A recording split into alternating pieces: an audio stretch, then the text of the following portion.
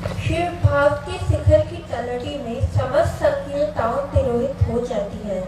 कैसे, कृपया समझाया जाए। शिव भाव के शिखर की तलहटी में ही समस्त संकीर्णताएं तिरोहित हो जाती हैं। कैसे? शिव भाव का शिखर, ये लिखी हुई पंक्ति है साहब वृंदानंद जी की। उन्होंने एक छोटी सी किताब जब लिखी थी, शिष्यानुभूति, एक शिष्य की अनुभूति, उसी की ये पंक्ति है।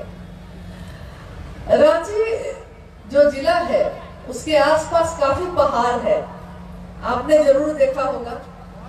और रांची क्या, उसके आसपास के सारे जिले, लोहरदगा, गुमला, कहीं चले जाइए, हर जगह पहाड़, पेड़, झरने, नदी खूब मिलते हैं। पहाड़ को जब आप सामने से देखिए तो दूर से देखिए, आपको लगेगा कि इधर से भी चढ़ा जा सकता है, उधर से भी चढ़ा जा सकता है, क्यों नहीं सामने से ही चढ़ जाते हैं।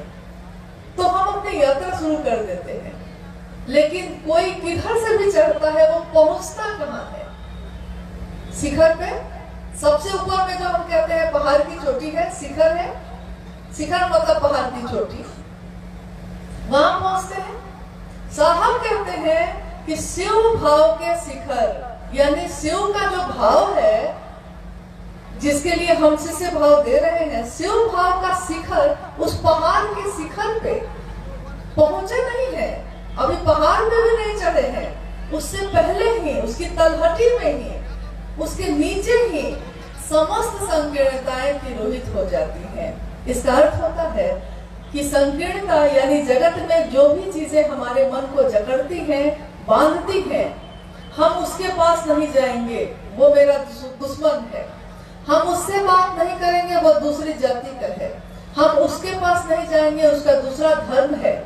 ये सारी चीजें संकीर्णता ही है जो हमारे मन को जकड़ लेती हैं। जब शिव मेरे अपने होते हैं तो हमारा मन ये समझता है कि यहाँ कोई पराया नहीं है, क्योंकि शिव ने सबको एक जैसा पैदा किया।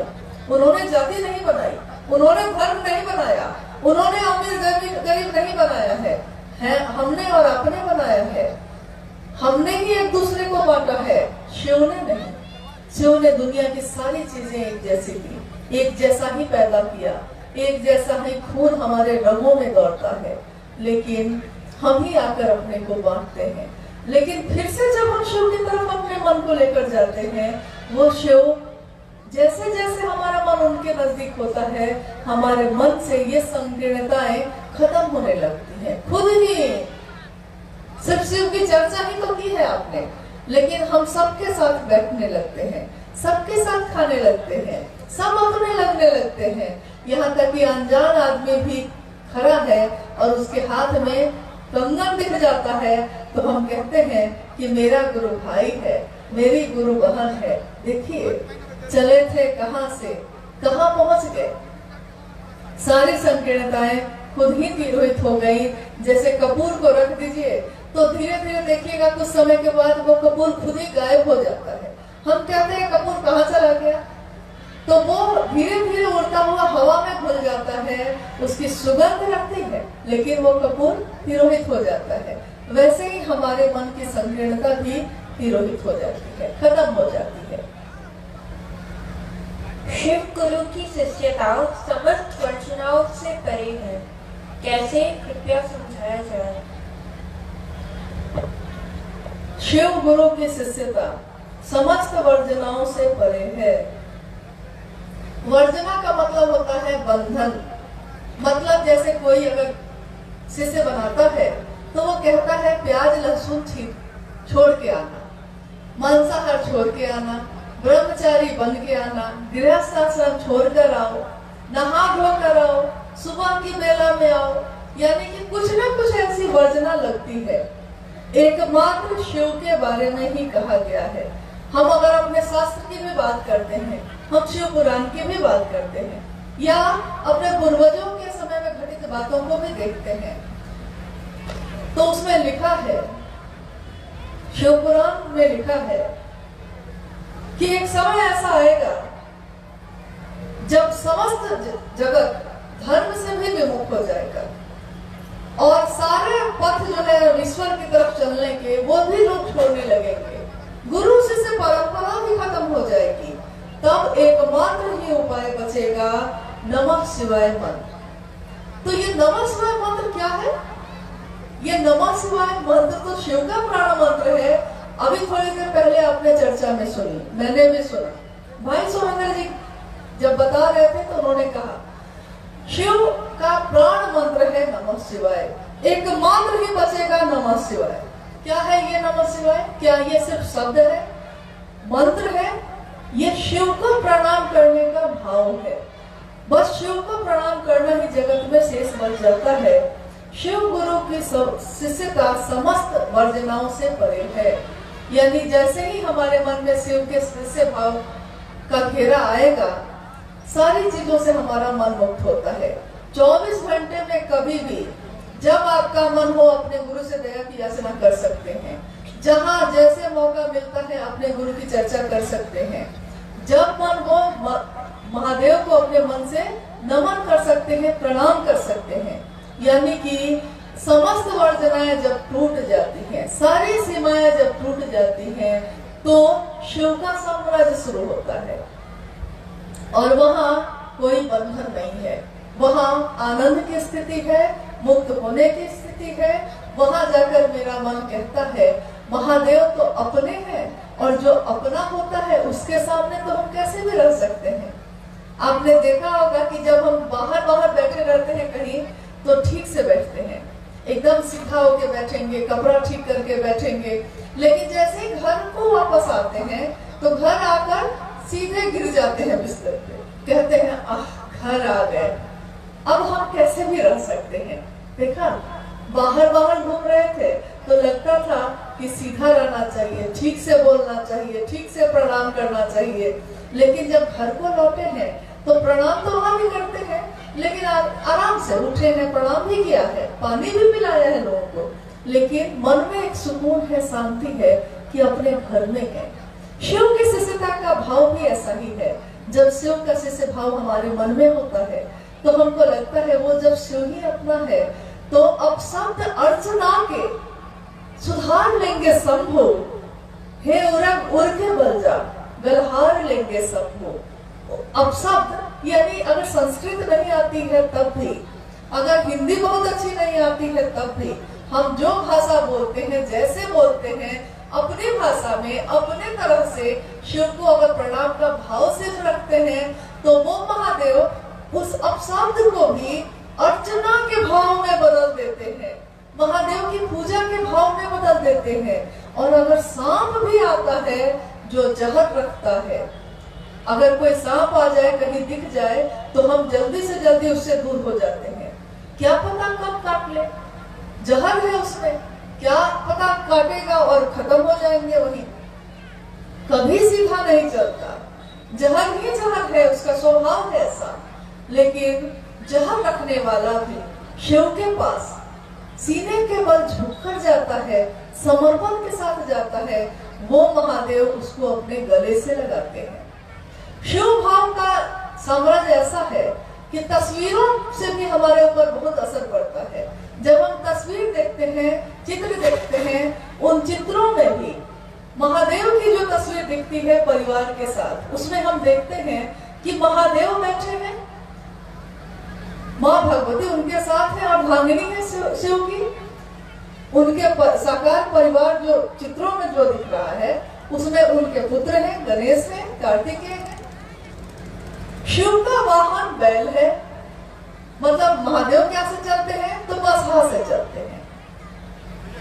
माँ किस वाहन से चलती है तो शेर से चलती है, शेर पे बैठ के चलती है, शेरा वाली कहते हैं हम, शेर पे बैठी है। कार्तिकेय मोर पे चलते हैं, गणेश चूहा पे चलते हैं। सांप जो है, सर्प, वो नागराज तो शिव के गले में ही खुद चढ़ा हुआ है। लेकिन सांप का जन्मजात स्वभाव है जहर, डसना उसकी प्रवृत्ति है, डसेगा ही डसेगा, वो करे क्या, उसके बस में नहीं होता है। बसहा को बाघ जो है या शेर है, वो बैल को खाता है, यानी बैल उसका भोजन है। सांप चूहा को खाता है, चूहा उसका भोजन है। मोर सांप को खा जाता है, मोर का भोजन है सांप। देखिए शिव परिवार में चित्रों में हम जो देखते हैं उसमें देखते हैं कि सब एक दूसरे का भोजन है, सब एक दूसरे को खाने वाले हैं। लेकिन शिव भाव में बैठे हैं तो अपने जन्मजात स्वभाव को भी भूल गए हैं। जन्मजात स्वभाव मतलब यही, सांप का है जहर डसना, शेर का है बाघ को खाना, उसका भोजन है, उसके बिना वो मर जाएगा। लेकिन तब भी अपने जन्मजात स्वभाव को भी वो भूल जाता है और सब के सब प्रेम भाव से एक जैसे बैठे रह जाते हैं। शिव की चर्चा करते हैं हम, आप दुनिया में आप कहीं भी जाते हैं तो शिव की ही तो बात करते हैं। तो दुनिया के लोग आपको देखते हैं कि अच्छा ये जो शिव का शिष्य आया है ये शिव की बात करता है, लेकिन बात तो ये बहुत अच्छी करता है, क्या उतर के अपने जीवन में भी नहीं अच्छे से रहता है? कि ऐसा तो नहीं होता कि चर्चा तो किया है और उठ के गए हैं तो झगड़ा करने लगे हैं या एक दूसरे के लिए जहर ही बोल रहे हैं। जिसको जहर है वो तो अपने जहर को भूल गया, और हम आप तो इंसान हैं, हमारा तो जन्मजात स्वभाव ये नहीं है। एक इंसान का जन्मजात स्वभाव होता है करुणा, प्रेम, सहानुभूति। और इंसान का जो जन्मजात स्वभाव है वो भी जब हम भूल जाते हैं तभी तो दुनिया कहती है कि है इंसान के रूप में लेकिन पशु से भी नीचे हो गया है। तभी तो आज हम समाचार पत्र उठाते हैं और देखते हैं कि माँ के गले को चीर दिया है बेटे ने नशे में। ये कैसा नशा जिसने उसके मन से पुत्र के भाव को ही खत्म कर दिया। यानी इस जमाने में जहाँ एक दूसरे के भाव को हम भूल बैठे हैं, सबसे ज्यादा जरूरत है शिव भाव में रहने की, ताकि एक इंसान का भाव तो हमारे अंदर रख सके। एक इंसान शिव हो सकता है, जीव शिव हो सकता है, लेकिन उसके लिए जीव तो होना चाहिए, हमको इंसान तो होना चाहिए। और इंसान दूसरों के लिए दूसरे के सुख को देखकर खुद खुश होता है। और देखिए दुनिया में कि दूसरे को सुख को देख के हम दुखी होते हैं। खुद को बड़ी जलन है एक दूसरे के सुख में। दूसरा सुखी क्यों है इसके लिए हम दुखी हैं। हम अपने दुख से दुखी नहीं है, दूसरे के सुख से दुखी है। ये इंसान का स्वभाव तो नहीं होता। तो आइए हम सब शिव की दिशा में चलते हैं, शिव की तरफ अपने मन को लेकर जाते हैं, जहाँ समस्त संकीर्णताएं खत्म हो जाती हैं, जहाँ शिव भाव में हम जन्मजात जहर भूल जाते हैं। और हमारा मन जब शिव भाव से भरा होगा तो हमारा घर, हमारा परिवार, हमारा समाज, ये दुनिया सब शिवमय होगी। साहब वृंदानंद जी कहते हैं कि मैं नहीं जानता इस संसार की दशा शिव के बिना कैसी होगी, लेकिन मैं ये जानता हूँ कि शिव के साथ ये सबलता प्राप्त करेगी, सबल होगी, सक्षम होगी, सुवासित होगी, शिवमय होगी, सुगंधित होगी। शिव के साथ रह के ये सारी चीजें हो सकती हैं। वो शिव है लेकिन हम आप उसके अपने नहीं हैं। और कैसे अपने हो सकते हैं? पूजा पद्धति से शायद बहुत कठिन है, लेकिन शिष्य बन के आराम से वहां पे आपका प्रवेश हो सकता है। तो क्यों नहीं शिव का शिष्य बने, क्यों नहीं शिव को ही अपना गुरु बनाए। जगत गुरु शिव मेरा अपना हो, क्योंकि जगत में हमने जो भी चाहा है बहुत सुंदर होना नहीं हो पाया। हमेशा सुखी रहना चाहते हैं, नहीं हो पाते। कभी बीमार नहीं होना चाहते लेकिन हॉस्पिटल पहुंच जाते हैं। अभी अभी तो चले थे, सोचा था यहाँ जाएंगे वहां जाएंगे, और अगले दिन पता चलता है कि लोग हॉस्पिटल लेकर जा रहे हैं। यानी जो भी चाहा है नहीं मिलता। बच्चा हुआ है, परवरिश की उसकी, सोचा था कि उससे सुख मिलेगा, लेकिन उससे गालियां मिल रही हैं। तो मन सोचता है कि जो जो सोचा कुछ भी नहीं मिला, जिसके लिए किया उसने बदले में वो नहीं दिया। लेकिन सब कुछ अच्छा नहीं मिले, गुरु सबसे अच्छा मिल सकता है। तो क्यों नहीं हम सब उस शिव को, उस गुरु को अपना बना ले जो सबसे सुंदर है, सत्यम है, शिवम है, सुंदरम है। सत्यम शिवम सुंदरम, वो गुरु है और उसकी सुंदरता का क्षय कभी नहीं होता, उसका सत्य कभी नहीं बदलता। मेरा आपका सत्य बदलता है। आज कोई जवान है तो कल को वृद्ध होगा, आज कोई बच्चा है तो कल को जवान होगा। आज ये पेड़ हरे हैं, कल सूख जाएंगे। आज ये धरती अच्छी है, शायद कल को टूट जाएगी। आज इस सड़क पे गाड़ियां चल रही हैं, कल को शायद इससे बड़ी सड़क बन जाए तो गाड़ियां उधर से जाने लगे। यानी आज जो सत्य है वो कल बदल जाएगी। आज गुलाब खिला है, कल मुरझाकर गिरेगा। आज ये सत्य है कि गुलाब है, सुंदर है, सुगंधित है, लेकिन कल उसका सत्य बदल जाएगा। शिव के लिए आपने कभी नहीं सुना होगा कि उसका सत्य बदल गया। शिव ही सत्य है, शिव ही सुंदर है और शिव ही शाश्वत यानी हमेशा है। वो शिव हमारे मन में फैले अंधेरे को दूर कर सकते हैं। जगत में भी अंधेरा है, मन में भी अंधेरा है। मन के अंधेरे को दूर करने के लिए हम क्या करें? जगत में फैले अंधेरे को दूर करने के लिए रात हो जाएगी तो बल्ब जला लेंगे, लालटेन जला लेंगे, दिया जला लेंगे, मोमबत्ती जला लेंगे, लेकिन मन के अंधेरे को दूर करने के लिए क्या करेंगे? उस अंधेरे को दूर करने के लिए एकमात्र उपाय है कि शिव को ही अपना बना लीजिए। वो हजारों वर्ष से अंधेरे में पड़ी जीवात्मा को ही अपने दया भाव से रोशनी में ले आते हैं। और कुछ है बेटा? नहीं, जिज्ञासा तो और बहुत सारी है, नीचे लिखी हुई है, लेकिन क्योंकि अब ठंड का समय है और हम लोग को भी वापस जाना है, आप भी वापस जाएंगे। ये शिव गुरु चर्चा, जैसा आप जानते हैं कि ये शिव गुरु की चर्चा, इसमें कोई विद्वान नहीं आया, कोई प्रवचन करता नहीं है, कोई सत्संग करने नहीं आया है। ये एक शिव का शिष्य दूसरे शिव के शिष्य से चर्चा परिचर्चा कर रहा है कि हम सब जिसने भी शिव को अपना गुरु बनाया है, हम अपने जीवन में यह संकल्प लें, इस काम का संकल्प लें कि मेरे गुरु शिव की व्याप्ति हर दिल में हो सके। एक दिन इसी रांची में साहब हरिंदरानंद जी आए। उन्होंने एक एक व्यक्ति को, उन्होंने ये नहीं देखा कि कौन, उन्होंने देखा कि इंसान है वो, उसको शिव की दया मिलनी चाहिए।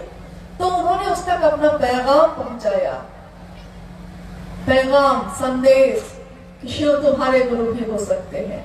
और हजारों वर्ष से सताए हुए लोग आज शिव की दिशा में चल रहे हैं। मेरा आपका कर्तव्य है कि हम भी उस काम में मदद करें, हम भी उस दिशा में बढ़ें और दूसरों को चलने के लिए भी प्रेरित करें।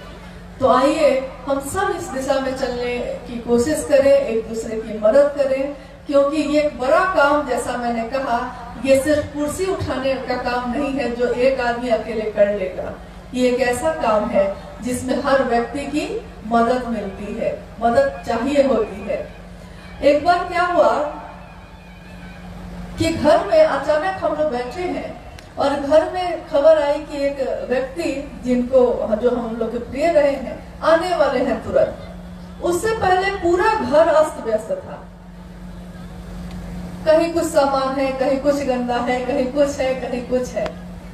और रोज हम लोग सोच रहे थे कि अच्छा अब ये सारी अलमारी, ये सारी चीजें कल ठीक होंगी, परसों ठीक होंगी, अच्छा 1 महीना बाद ठीक होंगी। लेकिन जैसे ही खबर आई कि भाई वो 1 घंटे में पहुंचने वाले हैं, तो मैंने देखा कि घर का हर सदस्य, परिवार में 5 आदमी है, 5 आदमी बिजली की तेजी से उसी काम को, जिसके लिए हम लोगों ने सोचा था कि 1 महीने में करेंगे, उसी 1 महीने वाले काम को 5 लोगों ने 1 घंटे में ही कर लिया और खूब बढ़िया से कर लिया।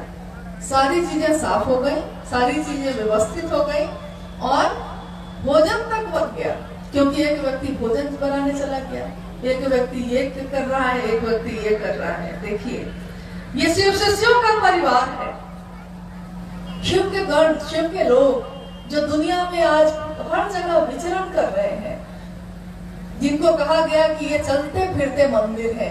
मंदिर कहीं एक जगह होता है, लेकिन आज की दुनिया में ये चलते फिरते मंदिर ही तो है, जहां जाते हैं अपने शिव की स्थापना करते हैं। तो ये चलते फिरते मंदिर के लोग अगर एक साथ हो जाएं और सब एक दूसरे की मदद करें, तो क्या ये असंभव है कि रांची में या उसके आसपास के जितने जिले हैं उसके हर घर में शिव शिष्टता का दिया नहीं जलेगा? अगर हर व्यक्ति ये प्रण ले ले, ये संकल्प ले ले कि मेरे जीवन में शिव बन गए अपने, लेकिन दूसरों के जीवन में नहीं बने हैं, तो हम इस काम को कर सकेंगे कि नहीं कर सकेंगे? जागा जागा महादेव सिर्फ मेरे लिए है या जीवन में जगत के हर व्यक्ति के लिए है? ये शिव जो सोया है सबके मन में जगे, मेरे हृदय में जो जगह है वो तो तेरे दिल में भी जगे। और भीड़ इकट्ठी करना या लोगों को इकट्ठी करना शिव शिष्टता का मकसद नहीं होता।